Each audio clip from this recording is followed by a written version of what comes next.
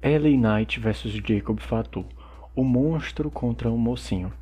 Vamos lá, vamos falar dessa luta válida pelo título dos Estados Unidos que aconteceu no primeiro dia da WrestleMania 41.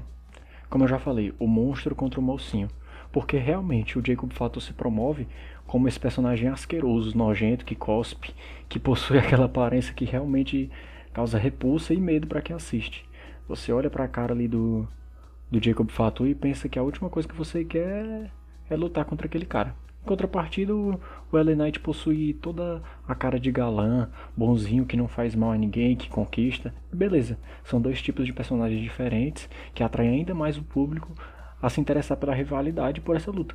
É justamente essa dicotomia que atrai mais e mais atenção àquela luta, àquela rivalidade. E por falar em público, que público horrível esse de Las Vegas.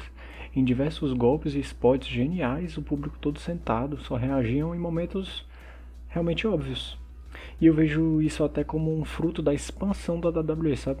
Que por causa da Netflix trouxe novos públicos, novas pessoas para assistir, e isso é ótimo. Mas claro, com o decorrer dos shows e que as pessoas forem assistindo ainda mais, vão entendendo por que cada golpe encaixa e por que isso deve ser vibrado. É da mesma forma que você, por exemplo, ser um leigo e assistir um canal de jiu-jitsu.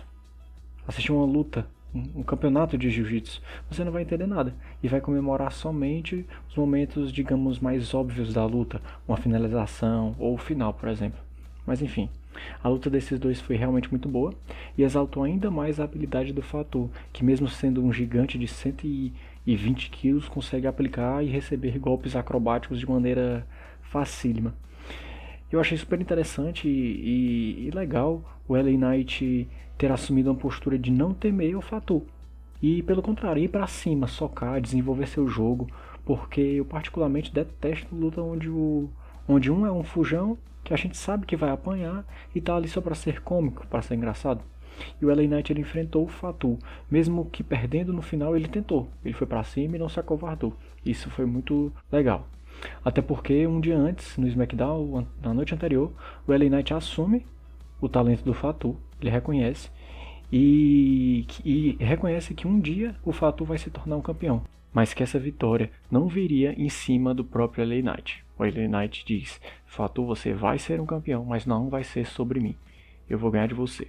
Então, gente, existem três pontos específicos, três golpes específicos que precisam ser levados em consideração nessa luta.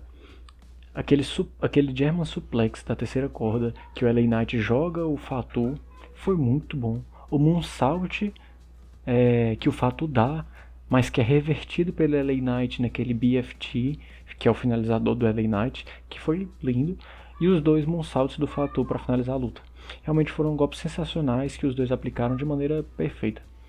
E voltando mais uma vez para aquela crítica para o público. Esses três momentos citados foram os únicos em que o público realmente levantou. Dois no meio da luta e um no final. Então, voltando, um dos pontos que eu não gostei dessa rivalidade foi o desenvolvimento até ela, até chegar nessa luta. Porque o Fatu parecia ter mais rixa, mais rivalidade com o Braun Strowman do que com o LA Knight. Além disso, o Solo Sikoa nos shows semanais parecia bem ardiloso com o Fatu, criando uma rixa, porque os dois estavam assumindo quase o mesmo lugar, a mesma altura ali no midcard, sendo que a popularidade do Fatu é muito maior do que a do Solo. Então já era teorizado que o Solo, por inveja, em algum momento iria trair o Jacob Fatu e assumir o cinturão. E o Fatu seria aquele anti-herói que se vinga da traição, rompendo esse laço familiar entre esses dois, que desde o começo já é bem fraco, né? Porque eles vinham daquela nova Bloodline, só que pra mim, gente, a Bloodline só funciona quando o Roman tá envolvido. Aí no SmackDown, né, na noite anterior, na WrestleMania, o LA Knight fala no microfone para todos que reconhece o Jacob Fatu como talentoso e que seria um campeão um dia. Mas isso eu não gostei tanto porque eu acho meio forçado. Porque força o lutador para que as pessoas reconheçam isso. Eu prefiro que esse hype seja criado naturalmente pelo público, né? Que o público perceba o talento e perceba a vontade daquele lutador. Então, para os próximos shows, eu vejo o Solo Sikoa e o Tama Tonga traindo o Fatu e buscando o cinturão, criando assim essa rivalidade dentro da família deles. E já para o LA Knight eu acho que ele vai servir para levantar algum lutador. que eu acho que vai ser a volta do Rusev pra WWE. Peraí, eu sei que o Rusev já foi anunciado no Raw pós-WrestleMania. Só que eu gravei esse vídeo um dia depois da WrestleMania. Então eu não sabia, então eu tava passando as minhas teorias, né?